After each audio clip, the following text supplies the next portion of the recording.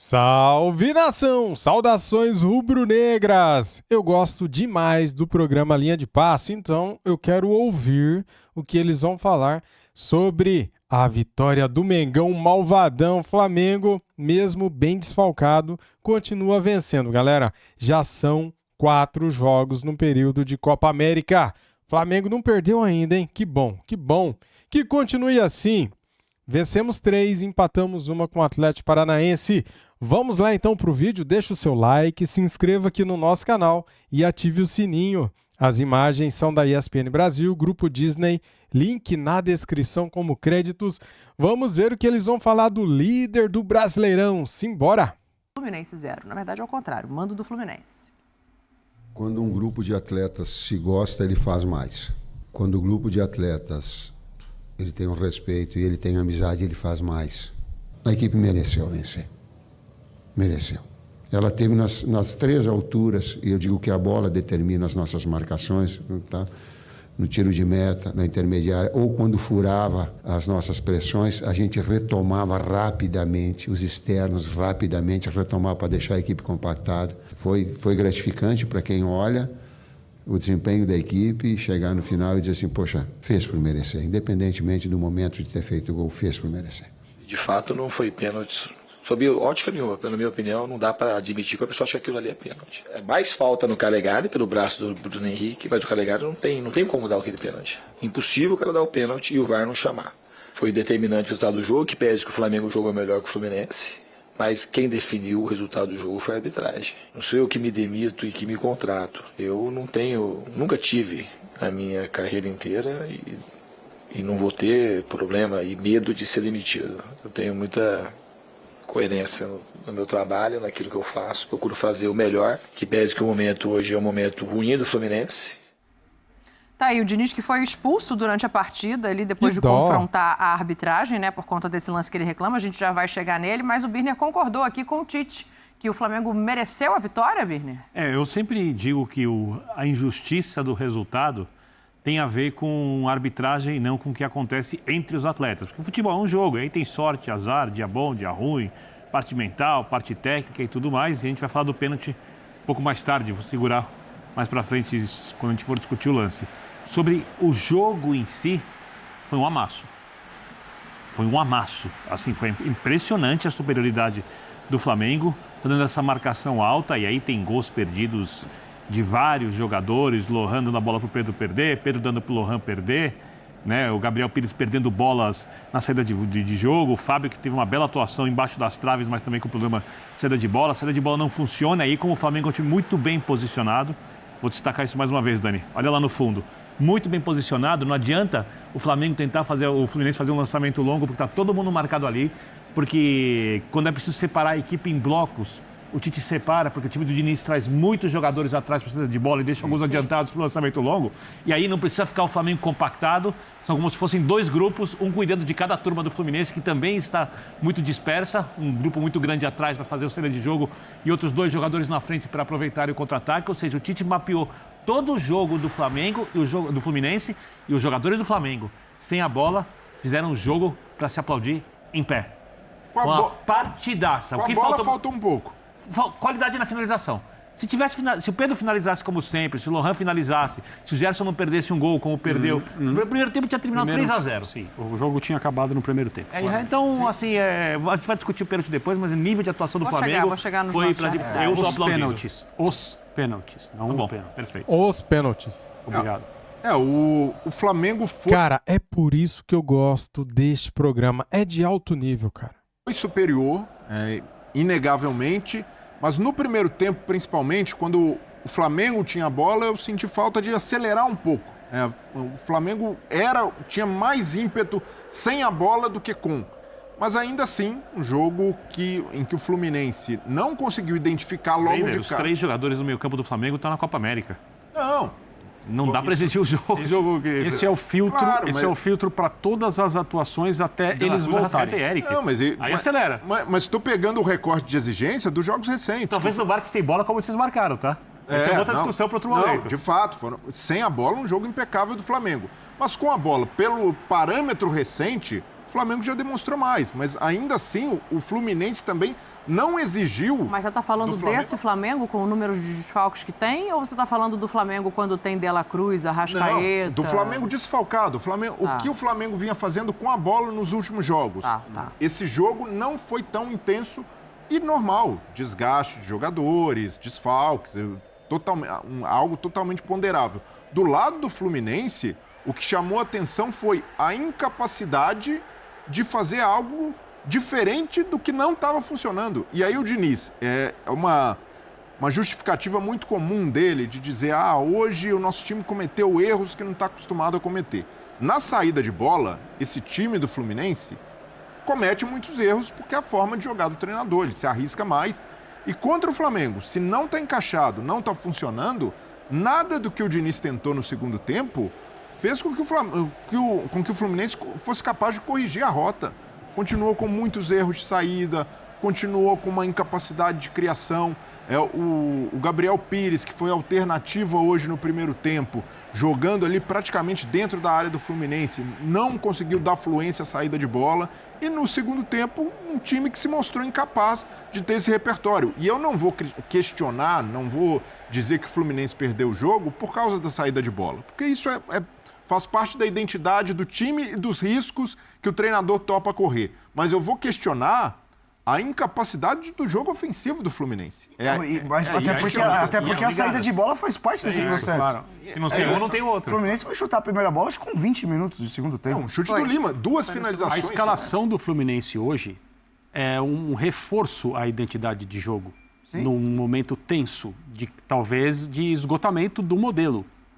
Por alguma questão que a gente ainda vai descobrir qual é. Se há, a gente precisa ter tempo para saber, mas talvez seja isso. Isso, exato. Talvez seja isso. Em trabalhos como são a maioria aqui no Brasil, em que não existe lastro, um técnico na situação do Diniz ou seria demitido ou pediria para sair. Sim. Mas o ano passado mostra uma outra coisa, um outro retrato. Então, treinadores que são... É que ele é muito diferente de todos os outros, né? Não dá para colocar o Diniz numa mesma gaveta de outros técnicos. Mas os treinadores que têm confiança na própria maneira de trabalhar, em situações como a que o Fluminense vive, eles investem ainda mais nas convicções deles. Eles não mudam de caminho. Não é um excesso, assim, eu aprecio muito o trabalho do Diniz e as posturas dele, mas em momentos como esse, talvez não fosse interessante ele conseguir jogar de uma outra maneira, menos agressiva para o próprio time? Talvez sim, mas num momento de dificuldade, um clássico com o Flamengo, uma instituição do futebol brasileiro e mundial que é o Fla-Flu, e ele triplica a aposta com a escalação. E teria surpreendido o Tite se ele tivesse feito o jogo para atuar sem bola. Isso. Teria sido uma surpresa para o Tite. Mas talvez que isso... É uma questão que eu até entendo às vezes. Tem que ter outro jeito de jogar. Gente, para ter um jeito de jogar no Brasil já é difícil. Exato. Você não treina. Plano B. Você trabalha essa equipe dessa maneira há tanto tempo, eu acho que não faria sentido você abrir mão disso no jogo. Óbvio que numa situação ou outra você precisar quebrar uma bola. Eu acho que, de uma maneira geral, o Diniz foi se desapegando um pouco desse negócio meio... é só isso que eu faço e tal. A questão é que a ideia está lá e ela está sendo pessimamente executada. Pessimamente. E os problemas do Fluminense, eles se espalham por todas as fases do jogo. O Fluminense é um time que com bola ele não consegue desenvolver, não consegue colocar ritmo. É um time que sem bola ele pressiona muito mal o adversário. Na volta, quando ele perde a bola, é aquele Deus nos acuda. Há 2 meses sem fazer um gol. Sim, mas o Cano também está bastante tempo sem jogar efetivamente como centroavante. Sim. Agora, me surpreendeu muito, e acho que vai continuar sendo assim, o trabalho do Flamengo sem a bola num plano de exaustão, porque o que está acontecendo com o elenco do Flamengo é exaustão. Notem como o time tem terminado os jogos. E antes desse, o gol de pênalti não foi no começo do jogo, claro, mas também não foi nos acréscimos como em Curitiba e como no meio da semana, o gol do Davi Luiz. Então, é um time que tem buscado os jogos até o fim, sem as condições físicas para isso. Também com muita gente machucada, com os 2 principais jogadores do meio de campo, que é um setor, obviamente, muito importante em qualquer equipe, servindo seleções. A Copa América para o Uruguai, que é a seleção que mais importa ao Flamengo, começa daqui a pouco. Sim. E o Uruguai deve ir longe. Não adianta ficar, o Uruguai perde, os jogadores voltam. Tendência é essa. E como esses jogadores vão chegar favoritos. depois do período na seleção? Joga no dia seguinte, como o nosso calendário quer? E o nível de jogo que o Bielsa exige desses atletas também. Muita movimentação, intensidade. Quando o Campeonato Brasileiro para a data FIFA, não tem jogo no dia do jogo da seleção, tem no dia seguinte. Sim. Que é o papo Então, bravo, qual é a diferença? Né? Então, os caras vêm e jogam? Não. Então, vai demorar um pouco. E só uma coisa, Dani, sobre o Fluminense e o Diniz. Porque eu vejo as críticas, querem a demissão do Diniz. Eu acho que a diretoria tem que saber muito bem o que faz e tal. Mas só, assim, não, acho que não vai ser demitido e tal, porque ficam especulando isso toda vez antes do jogo. E o Mário Bittencourt não tem esse perfil de ceder a pressão de torcida, e mais uma coisa, não se espera. Mais uma coisa, vamos supor, falar uma coisa que não vai acontecer, o impossível. Vamos supor que o Fluminense contrata o Abel Ferreira. Impossível. Tá. Mas vamos supor que é o técnico mais respeitado do Brasil hoje. Esse elenco? Aí vamos supor que o Abel chega ali e fala: os veteranos não podem jogar. Os veteranos saem do time. Quem Meio lidera o elenco. vestiário? Como é que fica o elenco?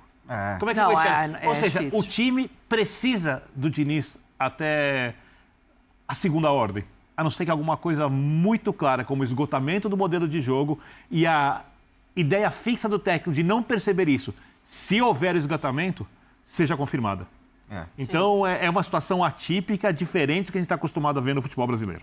Só para a gente não passar batido, Renatinho, vamos dar uma olhada nos lances, por favor, de arbitragem, reclamações, né, dos dois lados, inclusive, na tarde de hoje no Maracanã. A gente está começando aí com o lance do pênalti, né? O pênalti é marcado a favor do Flamengo depois de um encontrão ali, puxa daqui, empurra dali, e o Bruno Henrique acaba tendo as pernas trançadas. Rê, você ia pegar a palavra, vou começar com você, quero te ouvir sobre esse lance. Eu só ia dar um adendo com relação a toda essa discussão em cima do Fluminense, da não intensidade de jogo, e ressaltar que o Flamengo, mesmo com todas as dificuldades, eu acho que ele está conseguindo manter um nível de intensidade de jogo bom. O Gerson, para mim, é o símbolo desse período sem E como ele assumiu também nesse papel, né, de entender.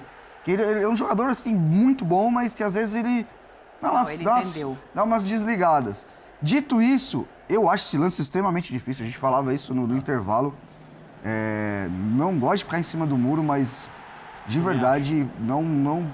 Cara, eu preciso ouvir o pessoal de arbitragem mesmo. Com a Renata, com o Simon. A Renata já se manifestou. E quando a Renata se manifesta, não importa o que eu tenha visto, eu desvejo.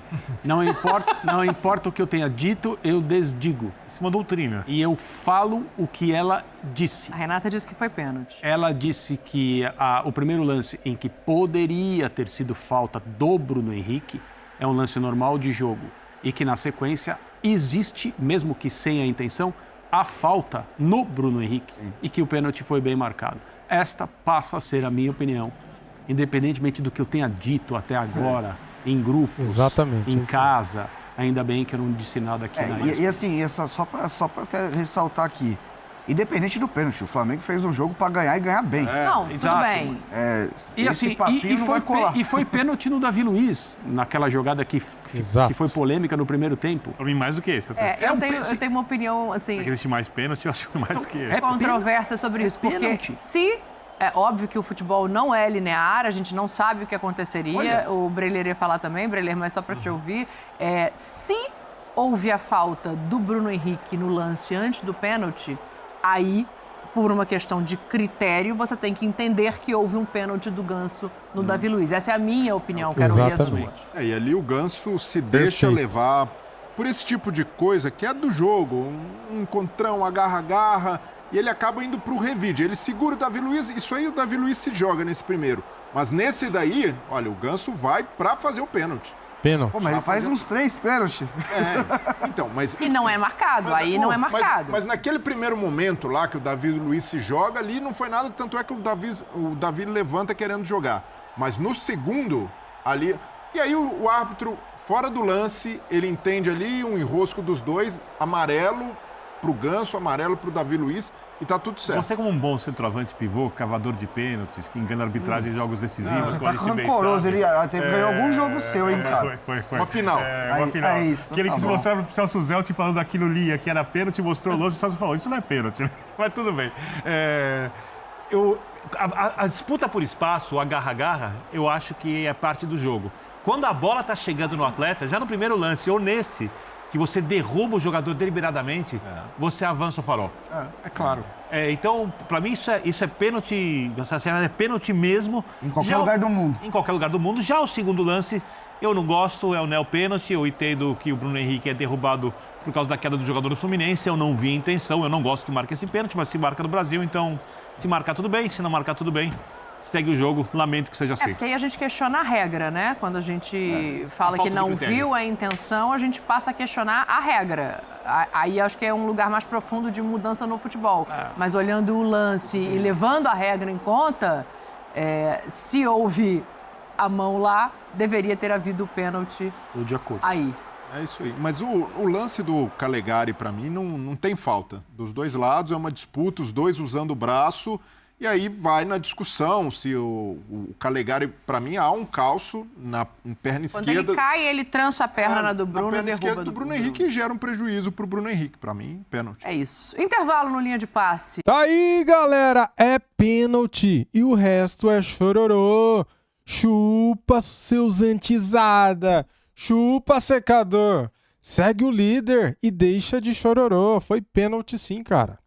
Quando é contra, vocês falam que é pênalti, né? Quando é a favor, fala que não, né? Ou vice-versa. Quando é a favor, fala que é. Quando é contra, fala que não.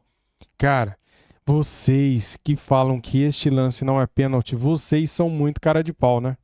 Porque quando é pro seu time, vocês falam que é. Quando é para o Flamengo, vocês falam que não é. Ah, vão catar coquinho. Vão caçar o que fazer. Vocês não entendem nada de futebol. A Renata Roel falou, tá falado. Ela sim entende. Ela é especialista em arbitragem.